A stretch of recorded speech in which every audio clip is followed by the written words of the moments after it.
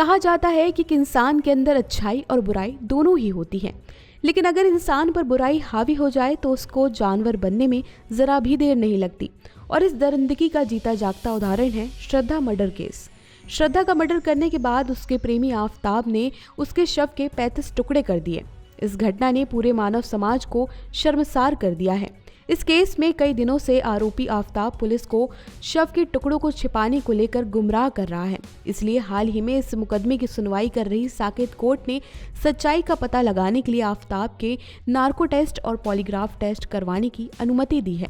Polygraph test और narco test क्या होता है और इनको कब करवाया जाता है, आज की वीडियो में हम इसी मुद्दे से जुड़े तथ्यों पर चर्चा करेंगे। तो चलिए पहले जान लेते हैं कि पॉलीग्राफ टेस्ट क्या होता है।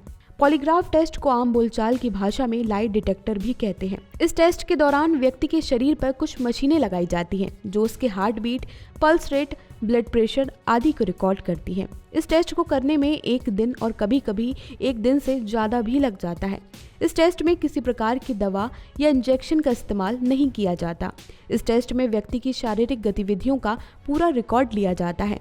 नार्को टेस्ट के दौरान अगर व्यक्ति झूठ बोलता है तो उसके शरीर की गतिविधियां बदल जाती हैं, जिससे यह पता चलता है कि व्यक्ति झूठ बोल रहा है।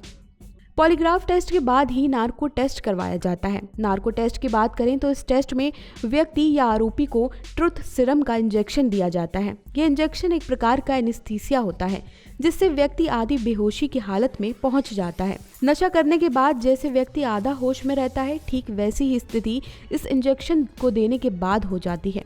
हालांकि ये इंजेक्शन देना कभी कभी व्यक्ति के लिए जानलेवा भी हो जाता है।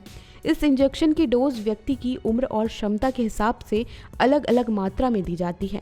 यह टेस्ट पूरी तरह से डॉक्टरों की निगरानी में होता है।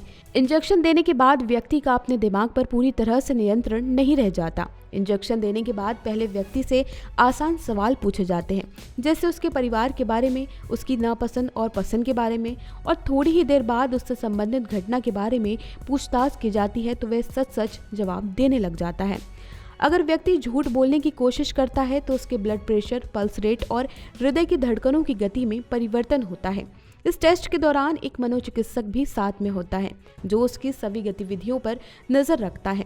टेस्ट के दौरान व्यक्ति जो भी कहता है या करता है उसकी वीडियो रिकॉर्डिंग भी की जाती है। दोनों ही टेस्ट के बारे में जानकर अब आपको लग रहा होगा कि अगर इनसे तुरंत झूठ पकड़ा जा सकता है तो हर केस में पुलिस इसका इस्तेमाल कर जल्द से जल्द केस सॉल्व क्यों नहीं कर लेती।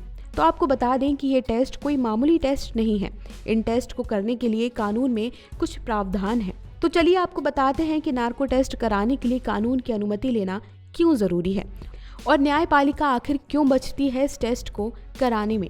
नार्को टेस्ट के दौरान कभी कभी व्यक्ति अपने दिमाग पर पूरी तरह से नियंत्रण खो देता है और कोमा में चला जाता है। इसके अलावा कभी कभी व्यक्ति की जान भी चली जाती है। इसलिए बिना कानूनी इजाजत के यह टेस्ट नहीं करवाया जा सकता। इस टेस्ट को करने की इजाज़त कोर्ट तभी देती है जब विशेष परिस्थितियों में आरोपी के खिलाफ पुख्ता सबूत ना मिले या वह लगातार अपनी बात से मुकर रहा हो। साल 2010 में एक फैसले में सुप्रीम कोर्ट ने नार्को टेस्ट और ब्रेन मैपिंग को असंवैधानिक करार दिया था। सुप्रीम कोर्ट का कहना था कि दवा के प्रभाव में किसी व्यक्ति से लिया गया बयान उसकी निजता के अधिकार का हनन करता है। सुप्रीम कोर्ट ने अपने फैसले में कहा था, अभियुक्त या संबंधित व्यक्ति की सहमति से ही नार्को एनालिसिस टेस्ट हो सकता है। किसी की इच्छा के खिलाफ ना तो नार्को टेस्ट, ना ही ब्रेन मैपिंग और ना ही पॉलीग्राफ टेस्ट किया जा सकता है। इसके बाद सुप्रीम कोर्ट की 9 न्यायाधीशों की खंडपीठ ने राइट ऑफ चॉइस और निजता के अधिकार को आर्टिकल 21 का रूप माना और जस्टिस KS पुट्टास्वामी बनाम भारत संघ में पारित आदेश में विशेष परिस्थितियों के लिए इस टेस्ट पर अपनी सहमति प्रदान की। आइए अब बात करते हैं आरोपी को जुर्म कबूल करवाने में कितना सफल होता है ये टेस्ट। विशेषज्ञों का कहना है कि यह टेस्ट 100% सफल हो जाए इसकी कोई गारंटी नहीं है। इस टेस्ट में व्यक्ति नशे जैसी हालत में होता है, लेकिन किसी तरह कुछ लोग नशे में भी होश में रहते हैं। उसी तरह व्यक्ति अगर अपनी भावनाओं पर नियंत्रण कर लेता है तो सच और झूठ का पता लगाना मुश्किल हो जाता है। इन टेस्टों को करवाने की जरूरत किन केसों में पड़ती है, ये जानने के लिए इस प्रकार के कुछ पुराने केसों पर नजर डाल लेते हैं।